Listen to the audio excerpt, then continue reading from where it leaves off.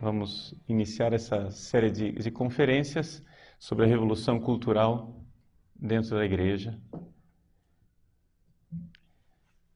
Bom, como é que nós poderíamos descrever esta série de palestras que vocês irão assistir? Nós poderíamos dar a elas o nome de revolução cultural dentro da igreja. Mas, para que você identifique de forma mais clara do que é que se trata, talvez seja interessante nós olharmos para tudo o que eu irei dizer nesses dias como sendo um estudo sistemático das raízes da teologia da libertação e da sua atuação dentro da Igreja Católica. Então, assim, porque quando nós falamos em revolução cultural, parece uma coisa um pouco distante do nosso mundo, da nossa realidade eclesial. Quando nós falamos de teologia da libertação, já soa um pouco mais familiar, um pouco mais do nosso dia a dia. E, como reflexão teológica, né, nós gostaríamos realmente de ver o que é que está acontecendo com a teologia, ou seja, olhar para a revolução dentro da igreja, é olhar de que forma o pensamento revolucionário está influenciando a nossa forma de pensar a teologia, pensar Deus, pensar a igreja, pensar o sacerdócio e realmente estruturar nossa vida eclesial. Não é? Então, um pouco é esse panorama. E é claro, para nós chegarmos lá na teologia, nós vamos ter que partir sempre da filosofia. Então, essas primeiras palestras vão ser mais filosóficas do que teológicas. Mas nós iremos chegar na teologia. Mas é necessário saber as raízes, né, do movimento revolucionário cultural que está plenamente, nós iremos ver, plenamente instalado na igreja. As pessoas, quando a gente fala de teologia da libertação, as pessoas ficam um pouco assustadas e dizem assim, mas isto ainda existe? Não se fala mais de teologia da libertação. Se vocês notarem, de uma forma geral, essa palavra teologia da libertação não aparece mais no dia a dia. Mas é que, de fato, a água realmente não é vista pelo peixe. Ou seja, nós já estamos em uma tal situação de hegemonia cultural. Ou seja, em que todo o pensamento da sociedade e da igreja está tão perpassado, tão eivado de revolução, que nós já não notamos mais o que seja revolução. Vejam, em 1989, houve um evento epocal, algo que mudou a história recente da humanidade, todos vocês sabem, a queda do Muro de Berlim. Ou seja, para todos os efeitos, o que aconteceu na prática? O que aconteceu é que o comunismo real, o socialismo real, o marxismo real desapareceu. Pareceu uma vitória do capitalismo, não é? Pareceu uma grande vitória de dois homens. Dois grandes homens do século XX, o presidente Ronald Reagan, dos Estados Unidos, e o Papa João Paulo II, que, se vocês forem olhar um pouco na história, não é? Que quanto mais a gente se afasta daquela data, mais claro fica o que é que realmente aconteceu. Houve realmente uma colaboração entre o Vaticano e os Estados Unidos num esforço de trazer abaixo o comunismo, não é? O Papa João Paulo II vinha de um país comunista. Ele sabia o que era o comunismo, ele sabia o que era a opressão de um Estado totalitário, Ele viveu debaixo da bota do comunismo. E o presidente Ronald Reagan foi sempre um anticomunista ferrenho e foi eleito como tal. Então os dois homens, digamos assim, o braço secular e o braço religioso parece que se uniram num esforço hercúleo de trazer abaixo o comunismo.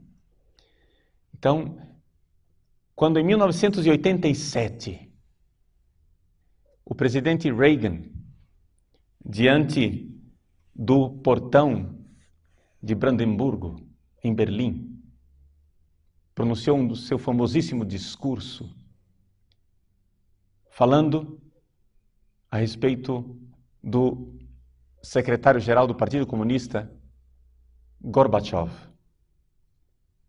Ele estava descrevendo e dizendo os esforços de Gorbachev de fazer uma perestroika, uma reestruturação do movimento comunista na Rússia, de fazer glasnost, ou seja, uma transparência na estrutura e no governo comunista. Então, o presidente Reagan fez um discurso famosíssimo dizendo aquilo que todos os homens e mulheres de boa vontade no Ocidente queriam dizer. Ele disse assim: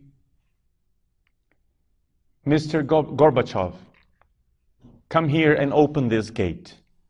Senhor Gorbachev, venha e abra esse portão.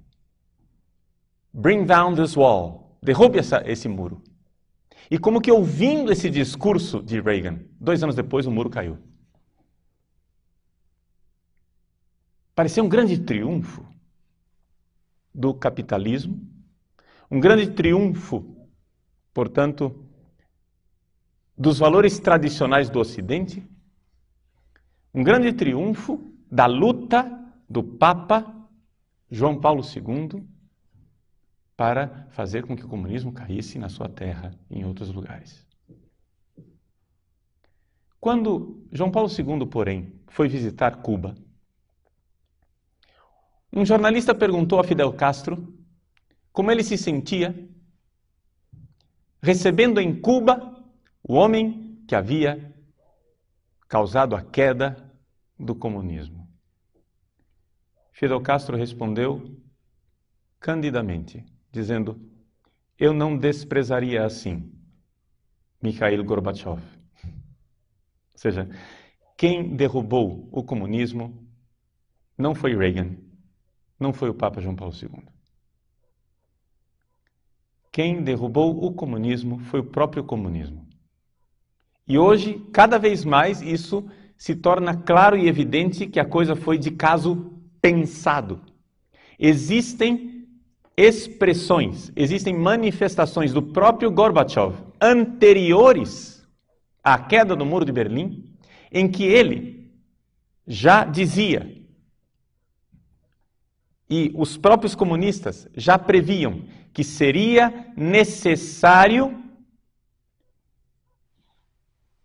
promover uma aparente morte do comunismo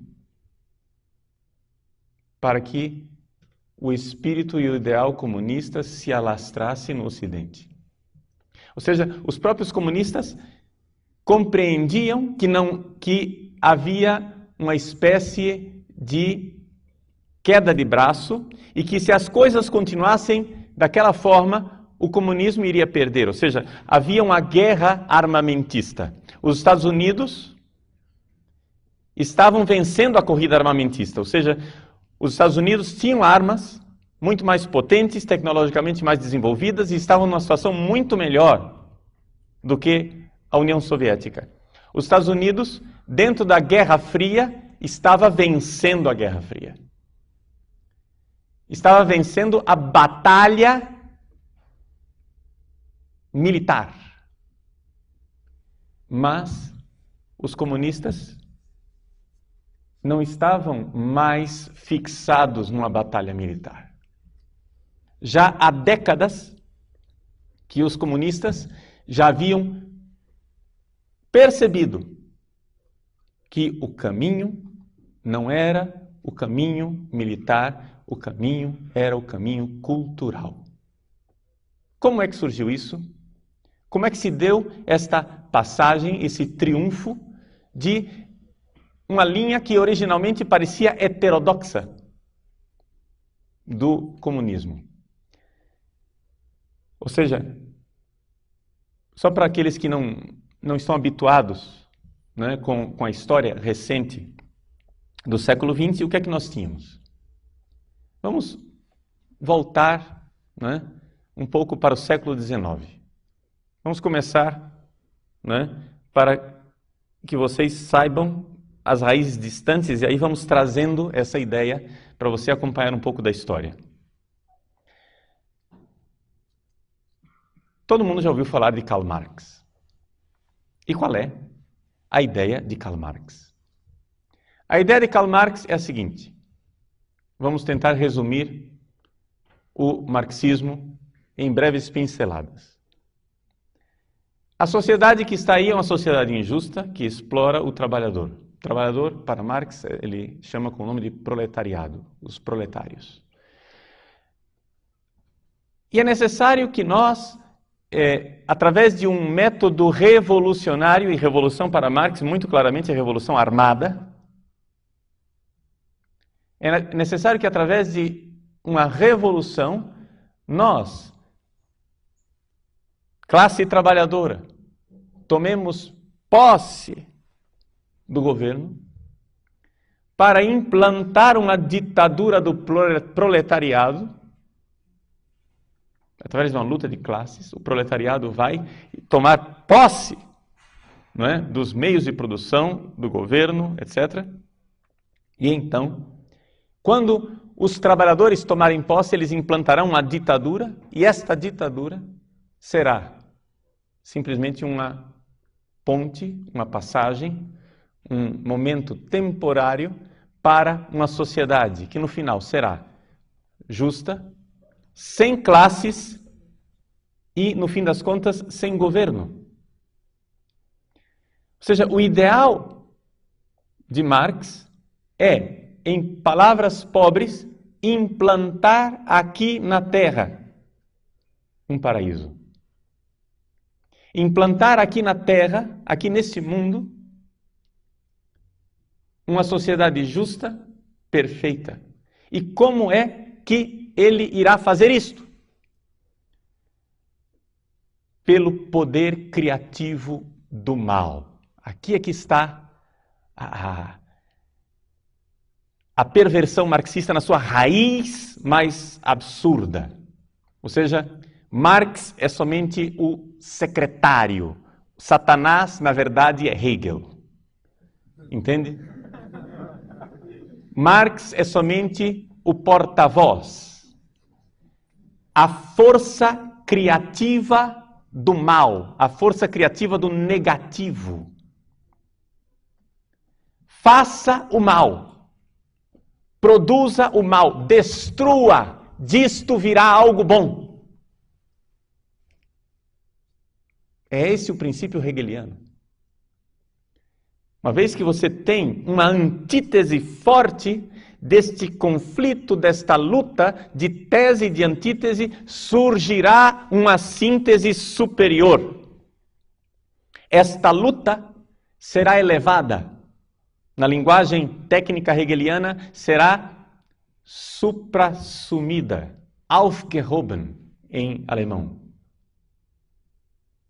Vai ser levada para cima. Então, num conflito, num duelo de vida e de morte, mors et vita duello, conflixerunt mirando, diz o Victime Pascalis. Com o conflito de vida e de morte, surgirá o superior. Então, o que acontece? Hegel vê que existe uma injustiça com o mal, com o negativo. Que o negativo foi demonizado, foi exorcizado de nossas vidas. E, na verdade, quando você exorciza e retira o negativo da vida das pessoas, o que é que você está criando? Você está criando um imobilismo, uma falta de vitalidade. Então, Hegel traz para dentro da filosofia aquilo que já era enxergado, já era visto pela arte, pelo romance, pelos satanistas. Se vocês forem ler o Fausto de Goethe, já ouviram falar de Goethe, né? Fausto, a peça de teatro. Uma das cenas iniciais, Mefistófeles, o demônio, aparece para Fausto e se identifica. Ele quer saber quem é você, o demônio, Satanás. E ele diz: eu sou aquela força do mal que sempre produz vida. Compreende isso? O mal produz vida. Pelo menos é isso que o mal diz de si. Não estou dizendo que isso seja verdade. Estou dizendo que essa é a propaganda que ele faz de si. Ou seja, existe criatividade no mal, existe vitalidade no mal. Você dê asa à maldade e vai acontecer algo de bom.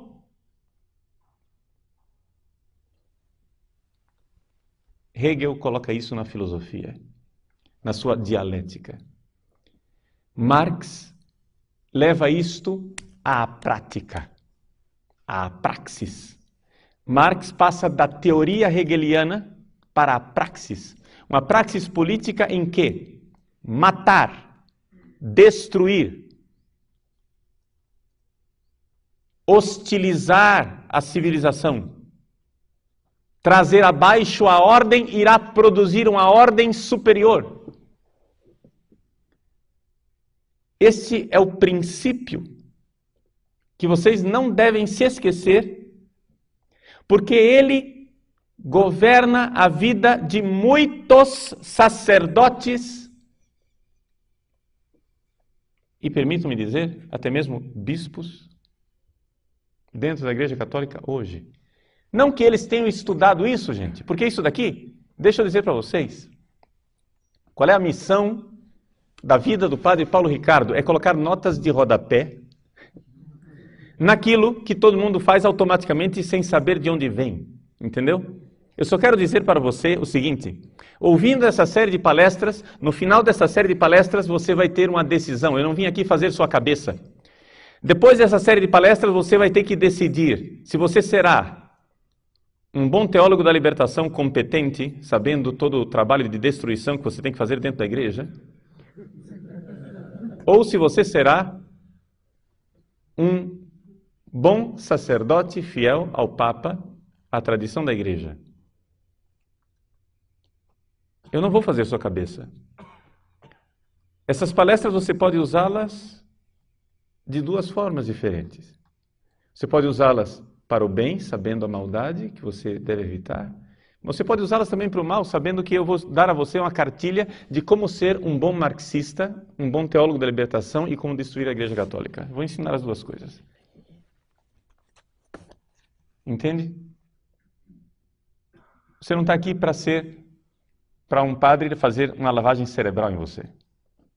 Você será um homem livre, terrivelmente livre, dramaticamente livre, perigosamente livre. Mas é preciso que você, desde o início, enxergue isto,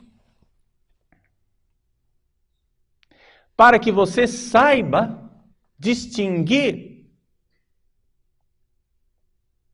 em que time aquela pessoa está jogando. Dentro dessa história da revolução cultural dentro da igreja, dentro da história da teologia da libertação dentro da igreja, o que vocês têm que entender, meus queridos, é o seguinte: nunca julguem uma pessoa pela propaganda que ela faz de si mesma. Não julguem o Padre Paulo Ricardo pelo que ele diz de si. É claro que as pessoas vão sempre falar coisas boas de si mesmos. Entendeu? Eu não vou chegar aqui e começar a falar mal de mim. Eu vou fazer propaganda daquilo que eu estou dizendo, senão eu não gostaria que você, assim, eu gostaria que você abraçasse o que eu estou dizendo. Se eu estou aqui é para convencer você. Entende? Eu não estou aqui dizendo, olha, eu não quero que você jogue no meu time, eu não quero que você se convença do que eu estou dizendo. É evidente que se eu estou aqui, eu estou porque eu tenho uma opinião eu estou muito convencido de que esta opinião é o caminho correto. Eu, admiravelmente, estou sempre de acordo comigo. E gostaria de ensinar vocês, e gostaria que você estivesse de acordo comigo. Mas eu não vou lavar a sua cabeça. Entende isso? Você será livre. É evidente que eu quero mudar a sua cabeça. Então, cuidado. Eu vim aqui para mudar a sua cabeça. Eu vim aqui para convencer você. Mas, ao mesmo tempo, eu gostaria que você entendesse que você sempre será colocado diante de dois caminhos que você deverá escolher. E você é livre. Nunca julguem uma pessoa pelo que ela diz de si mesma. Como é que eu devo julgar uma pessoa?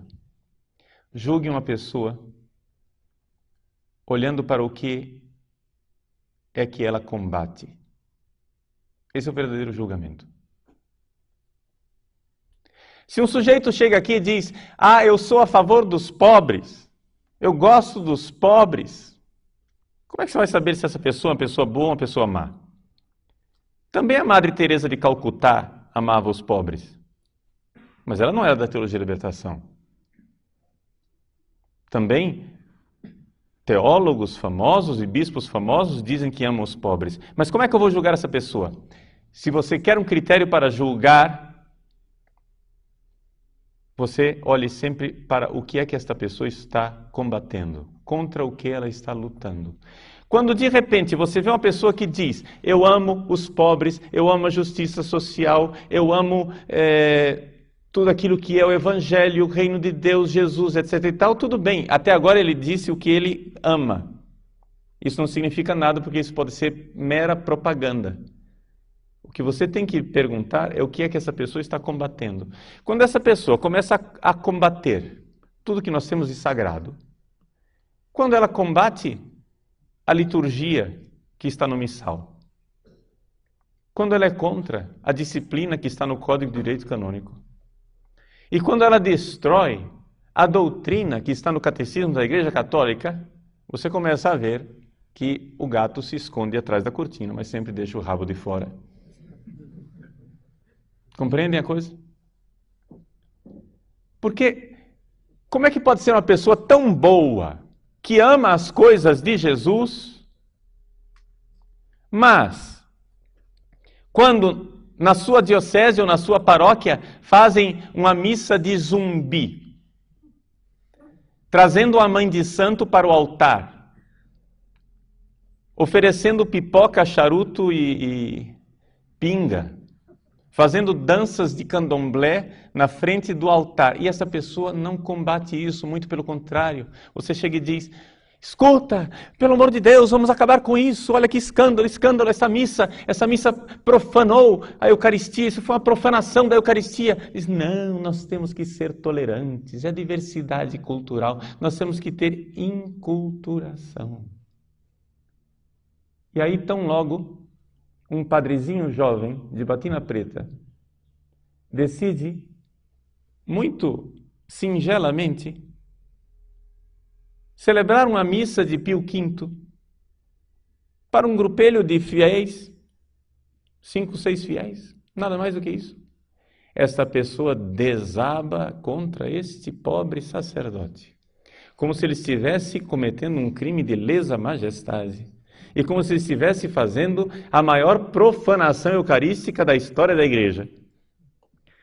Ameaçando suspensão, transferência e todo tipo de punição, porque o sujeito cometeu o crime de querer celebrar a missa que a igreja celebrou durante 5 séculos e que santificou tantos homens. Vejam, para dizer bem claro para vocês, eu não acho que celebrar a missa de Pio V seja a solução dos nossos problemas eclesiais, entende? Eu, como todos vocês, celebro diariamente a missa de Paulo VI, muito tranquilamente. Mas só exemplificando como é possível que um sujeito que diz que ama a Deus, que serve a igreja, desata toda a fúria infernal contra uma coisa santa como é a missa de Pio V, mas permanece como impávido colosso diante de uma profanação como é uma missa de zumbi.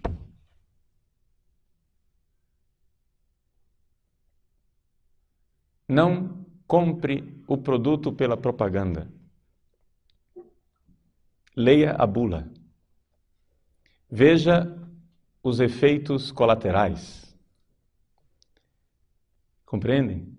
Você tem que saber em que ideologia você está entrando. E exatamente aqui é que eu preciso ensinar a vocês a serem bons marxistas para rejeitar o marxismo ou para abraçá-lo. Entende? O marxista sabe muito bem que o que é propaganda e o que é o verdadeiro intento. O bom marxista sabe que ele está dentro da igreja e ele precisa fazer uma cortina de fumaça de propaganda e dizer o quanto ele ama a tradição da igreja, mas a verdadeira tradição. Não esta tradição engessada, tridentina, encarquilhada, sem vitalidade. Ele ama os pobres, ele ama os santos, mas os santos comprometidos. Ele gosta da liturgia, mas uma liturgia enculturada que fale ao povo. Veja, tudo isso são frases que você ouvindo assim, você não tem nada para dizer contra elas. O que você vai dizer de uma frase dessa? O que você vai objetar a um sujeito que diz que ama os pobres? Você vai dizer, pois bem, meu senhor, sim senhor, é isso mesmo, vai aplaudir. Mas o que você tem que entender é que o princípio de ação marxista é o princípio do trabalho do negativo. É o princípio do trabalho do destruidor. É o princípio do trabalho daquilo que põe abaixo. E o que é que eles querem pôr abaixo? Muito bem. O Papa Bento XVI recentemente esteve no seu país, na Alemanha. E ele esteve no Congresso Nacional, no Bundestag, e dirigiu uma palestra aos congressistas, aos parlamentares do seu país.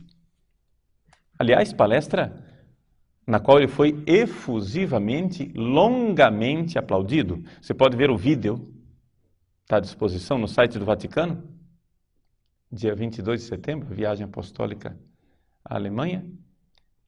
Ele foi efusivamente aplaudido de pé pela Assembleia inteira, exceto por uma área da Assembleia onde havia bastante cadeiras vazias, sinal de congressistas que não foram, que se recusaram a participar, e os poucos que foram daquele partido lá participar ficaram de braços cruzados, enquanto todos os outros aplaudiam o Papa e aplaudiam ostensiva e longamente. Né? Muito bem. Nesse discurso, o Papa, nas palavras conclusivas, disse o seguinte: a cultura da Europa nasceu do encontro entre Jerusalém, Atenas e Roma. Do encontro entre a fé no Deus de Israel, Jerusalém, a razão filosófica dos gregos, Atenas, e o pensamento jurídico de Roma. Este tríplice encontro forma a identidade íntima da Europa.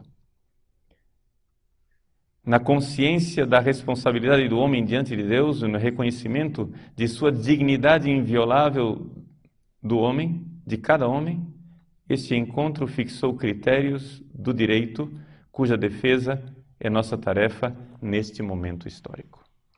O Papa está dizendo que nós temos que defender estas três grandes colunas da cultura ocidental. a fé cristã, o direito romano e a filosofia grega.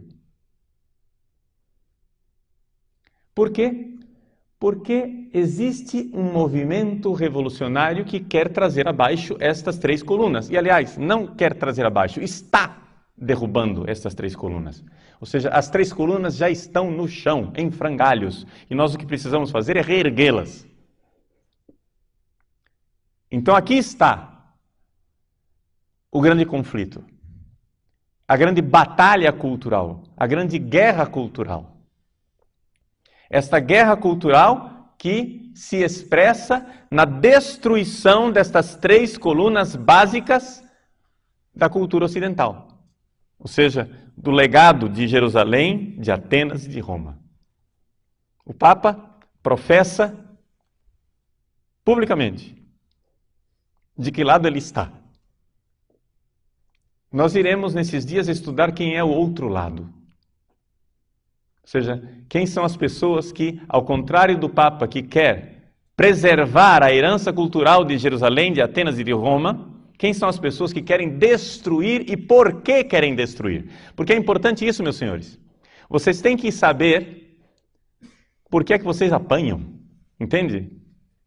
Por que é que você, quando ingenuamente, assim, com toda simplicidade e candura, celebra a sua missa usando sua casula, incenso, com os coroinhas de batina e sobrepelis, por que é que você será hostilizado como se você fosse Satanás em pessoa? Por que tanto ódio? Então, é um pouco isto que nós queremos ver nesses dias. Lá atrás, Hegel e Marx. Hegel e Marx nos colocam diante desta realidade do trabalho do negativo, do trabalho da destruição. É necessário destruir.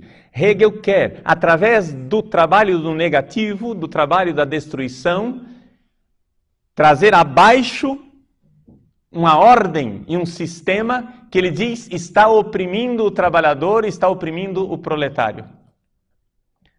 Porém, Marx, como profeta, foi um profeta pela metade.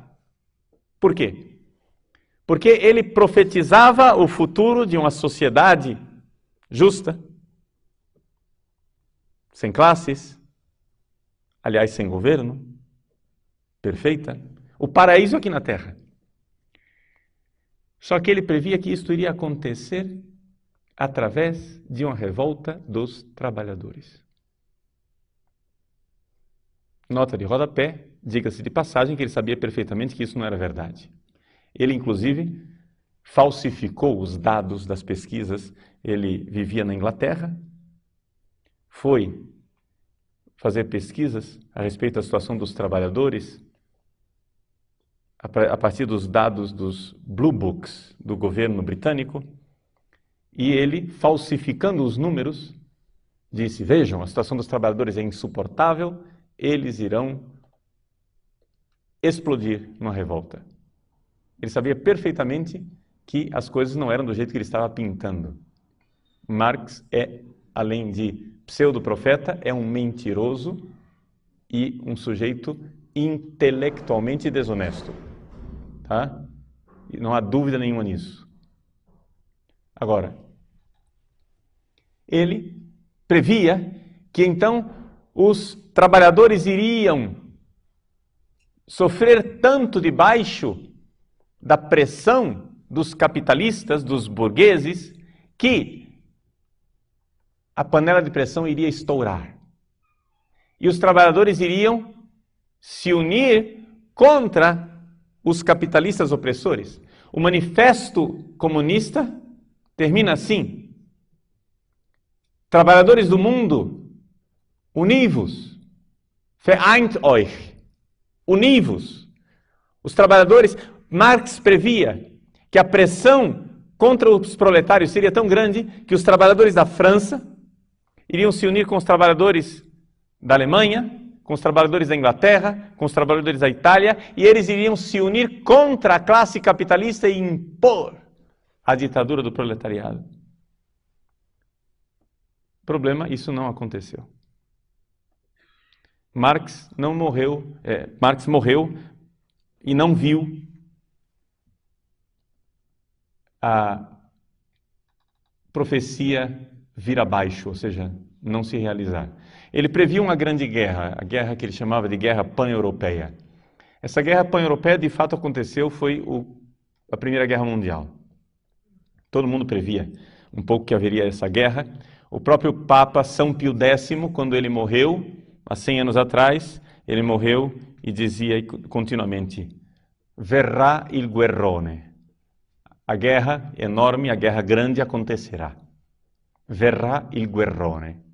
E de fato aconteceu o guerrone, a guerra grande. A Primeira Guerra Mundial. Só que, para a total confusão dos marxistas, os trabalhadores não se uniram. Eles, ao contrário, pegaram as armas para matar, horror dos horrores, outros trabalhadores. Ou seja, os trabalhadores franceses pegaram em armas para matar os trabalhadores alemães, para defender os interesses de classe dos seus patrões, dos capitalistas. Como é possível? Então, depois que terminou a Primeira Guerra Mundial, o marxismo estava em plena crise teórica.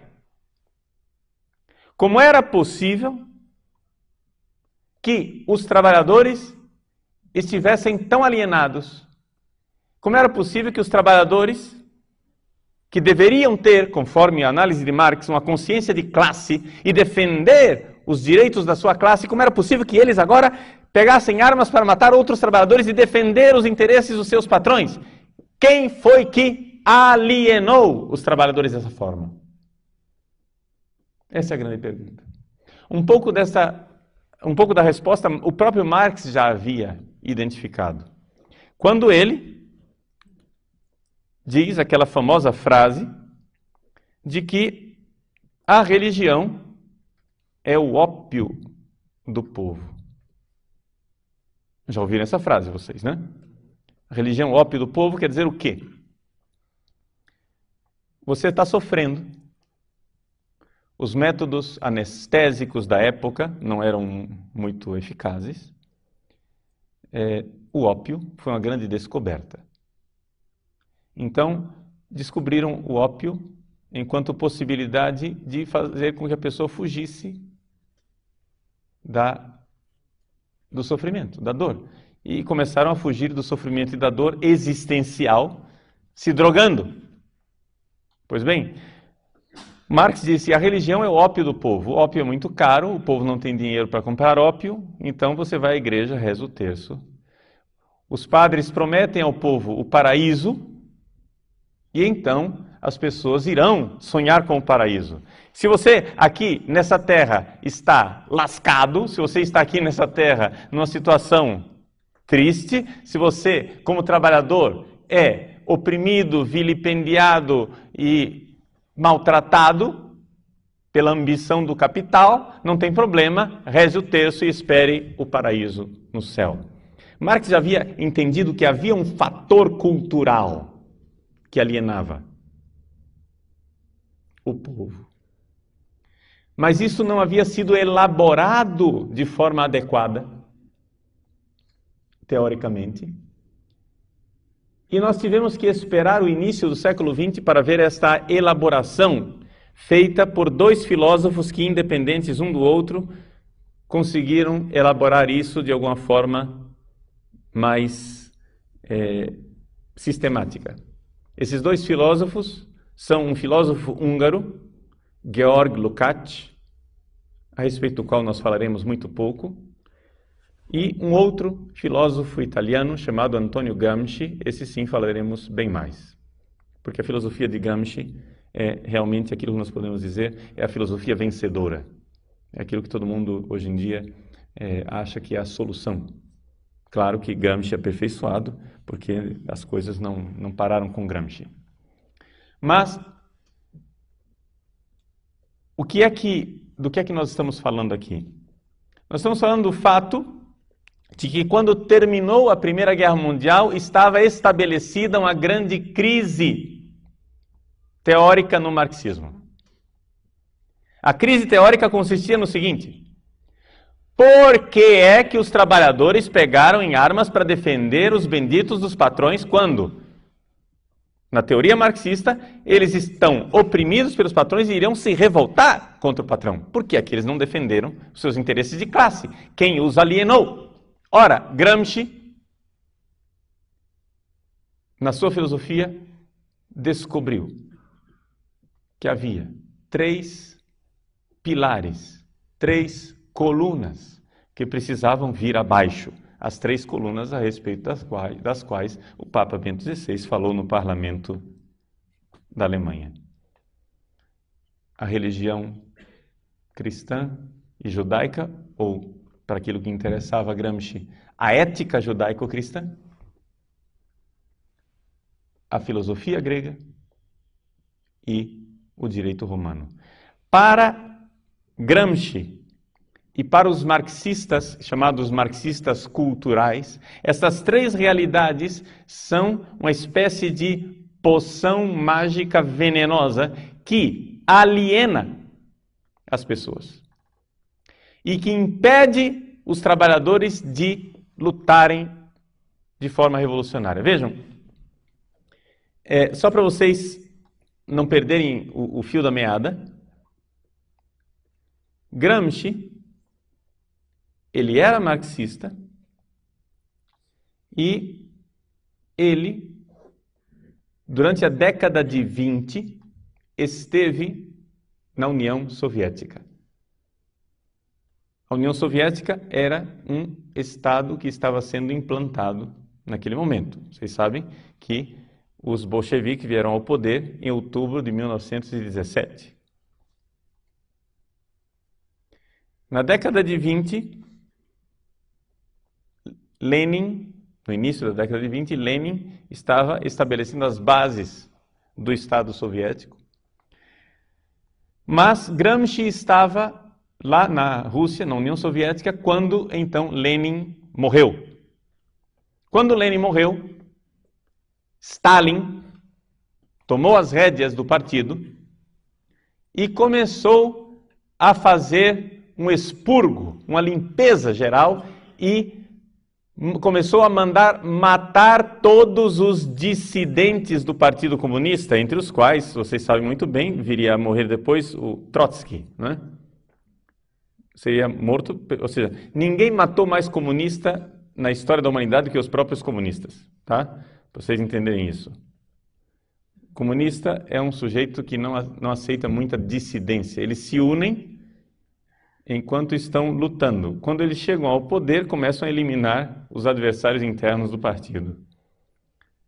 Então, o que acontece? O Stalin começou a fazer uma limpeza. E o clima de terror que havia na União Soviética era tal que, por exemplo, vocês terem ideia, quando Stalin chegava numa reunião do Comitê Central do Partido, as pessoas começavam a aplaudir e ninguém parava de aplaudir com medo de ser o primeiro a parar de aplaudir. Aqueles aplausos duravam uma eternidade. Para vocês entenderem o clima de terror que havia dentro do próprio Partido Comunista. Esse é o tipo de situação. Todo mundo aplaudindo lá o cara e ninguém parava. Quem vai parar de... Para você primeiro, eu não. Não, porque ele está olhando. Continua aplaudindo, sorria. Mas escuta, ninguém vai desistir? Não, já estou com a mão doendo, não tem problema, continua, sorri. Entende? Por quê? Porque o sujeito era um carniceiro. Mandava matar mesmo. Ele mesmo dizia, não é possível fazer um omelete sem quebrar os ovos. Ou seja, é necessário matar. É a força do negativo. Compreendem isso? a força do negativo.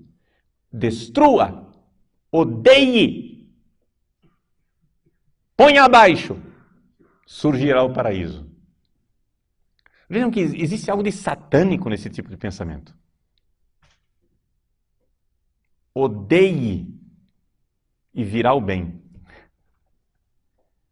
Mate e virá a vida. Crie o caos e virá a ordem. Como é possível crer nisso? E, no entanto, eles creem. E, no entanto, há pessoas dentro da igreja que fizeram disso um estilo de vida. Um estilo de vida. Que creem profundamente que quanto mais elas forem devassas, quanto mais elas profanarem o celibato, quanto mais elas conseguirem destruir a sexualidade e a moral tradicional, mais elas estão promovendo o amor. Existem pessoas dentro da igreja que creem que quanto elas mais caluniarem, quanto elas mais destruírem a carreira dos outros, quanto mais elas armarem cama de gato para os outros, quanto mais elas forem cruéis, verdadeiros, caluniadores, usando todo tipo de mesquinharia política, todo tipo de desonestidade, elas creem que estão implantando o reino de Deus. Existem pessoas que pensam assim. Existem pessoas que pensam que quanto mais elas criam desordem e profanam o que há de sagrado, elas estão promovendo a causa de Deus. Pode ser que essas pessoas nunca tenham lido Marx, Lenin e Stalin, mas elas vivem desta apostila, desse pensamento, desta mentalidade, deste frônema, dizem os gregos. É uma forma de pensar. E nós, nesses dias, vendo e explorando um pouco as raízes disso, vamos entender como é que se chega a isso. Como é que uma pessoa chega a ser assim, dentro da igreja, celebrando missa todo dia. Pois bem, Gramsci, então, compreendeu que era necessário destruir, era necessário trazer abaixo a cultura ocidental. Mas não que não haveria solução pelo caminho stalinista.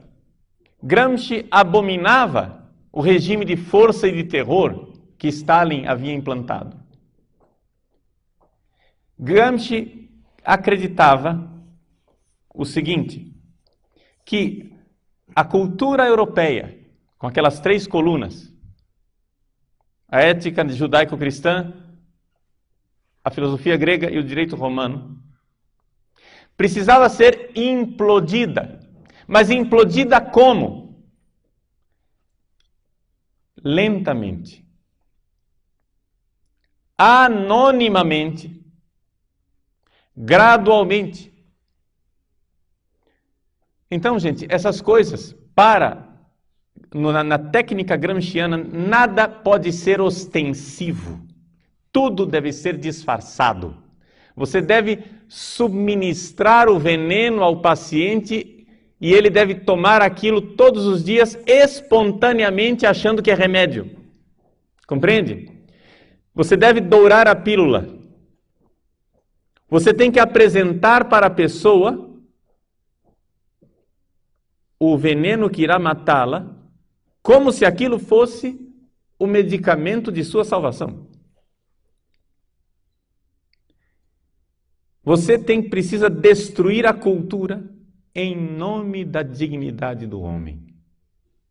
Em nome da liberdade, você cria a ditadura.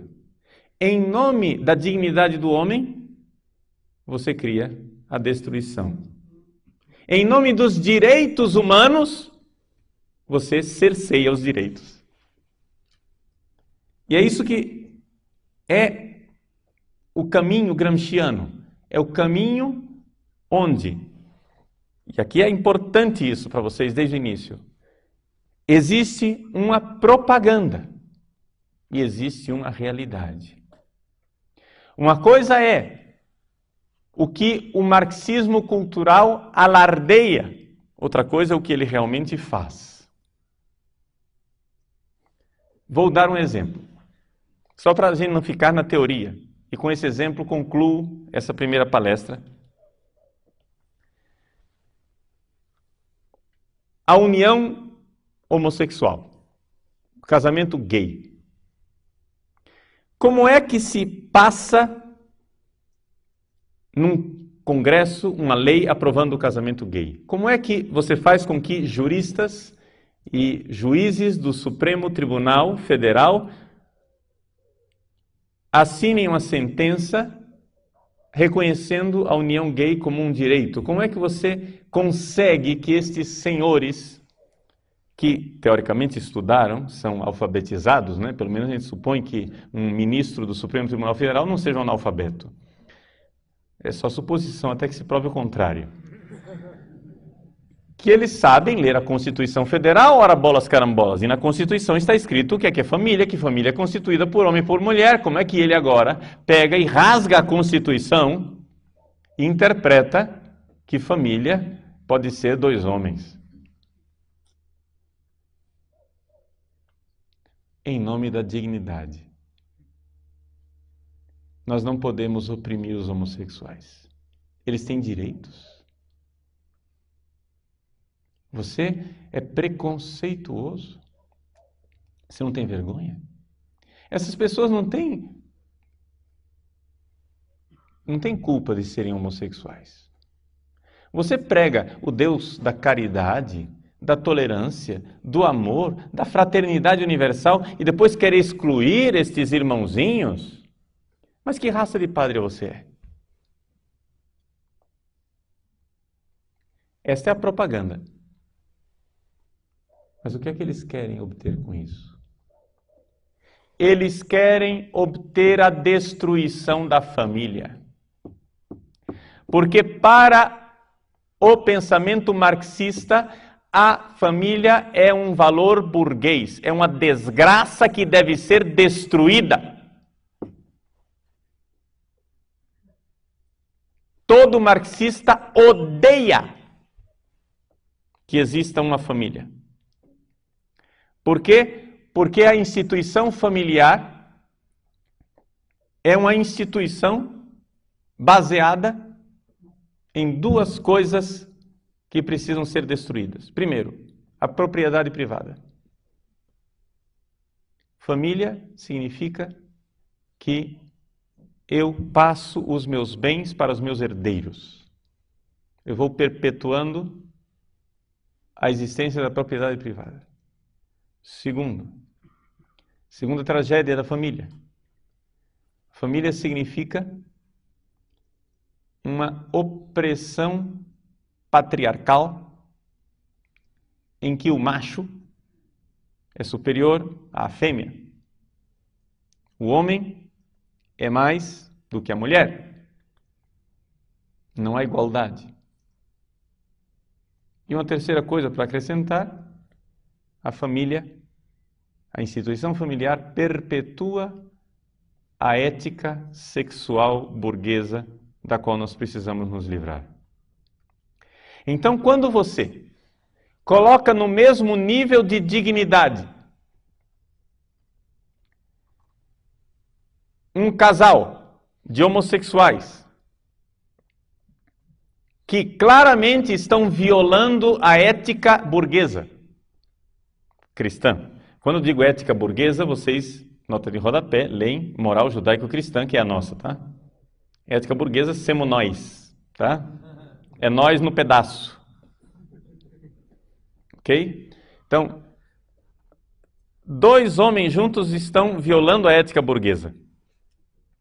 2 homens juntos estão violando o patriarcalismo machista, chauvinista ocidental.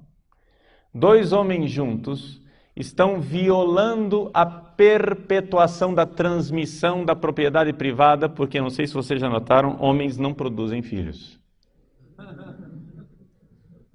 Não há herdeiros. Não há herdeiros. O que é que eles querem? A propaganda é a dignidade do gay. Mas não existe movimento político-cultural na história da humanidade que tenha matado mais homossexuais do que o comunismo. Perguntem aos cubanos quantos homossexuais foram levados ao paredão para serem fuzilados. Perguntem na antiga soviética quantos homossexuais foram levados aos gulag, aos campos de trabalho forçado. O interesse de defesa dos direitos homossexuais não é absolutamente aquilo que os comunistas e marxistas querem. O que eles querem é destruir a família. Mas é evidente que eles não vão chegar e dizer assim: escuta, pessoal, nós viemos aqui com um plano para destruir a família. O plano é o seguinte. Eles não vão dizer isso. Porque todo mundo vai se revoltar. Por quê? Porque, segundo eles, o povo está alienado porque o povo está com um pensamento cristão tão arraigado que é necessário que nós entremos na consciência do povo e tiremos esses valores cristãos à força, usando a própria linguagem cristã para isso. Então, em nome da tolerância cristã, do amor cristão, né, da dignidade do ser humano, eles destroem a família. Essa é a propaganda. Mas eu já disse a vocês, vocês querem saber quem é aquela pessoa? Se ele é lobo ou se ele é pastor? Se ele é um lobo com pele de ovelha? Não levem em consideração o que ele diz de positivo. Considerem sempre o trabalho do negativo. Contra o que é que ele está lutando? O que é que ele está destruindo? O que é que ele está pondo abaixo? Aí vocês saberão o que é uma pessoa. Então, nessa primeira palestra, nós colocamos um pouco uma visão panorâmica daquilo que é o movimento do marxismo cultural. O movimento do marxismo cultural, ele parte da realidade de que Marx quer implantar uma sociedade nova, um paraíso aqui na Terra. Mas os meios precisam ser os meios culturais, diz Gramsci. Somente através da luta cultural é que nós conseguiremos implantar a nova sociedade e o novo mundo. Por quê? Porque os métodos antigos da Força Armada, os métodos da Revolução Armada de Lenin e de Stalin não deram certo. Porque você não pode pôr um povo na camisa de força quando eles internamente já estão revoltados contra aquilo. Então, mais do que um Big Brother do George Orwell, 1984, não sei se alguém conhece o romance, ou seja, uma autoridade estatal do Big Brother que vai lá e está vigiando as pessoas o tempo inteiro, porque as consciências das pessoas continuam, né, não aceitando aquele novo Estado, aquela nova ordem. Mais do que um 1984 de George Orwell, o que Gramsci propõe é um admirável mundo novo de Huxley. Ou seja, as pessoas mudam por dentro. As pessoas precisam mudar internamente, aí teremos a nova sociedade. Aí teremos um novo mundo. É necessário, então, atenção, aculturar as pessoas. Mudar a cultura delas. Então, muito cuidado quando vocês ouvirem falar de enculturação. Inculturação, na verdade, é mais aculturação do que enculturação. Mas nós teremos tempo para falar isso mais tarde.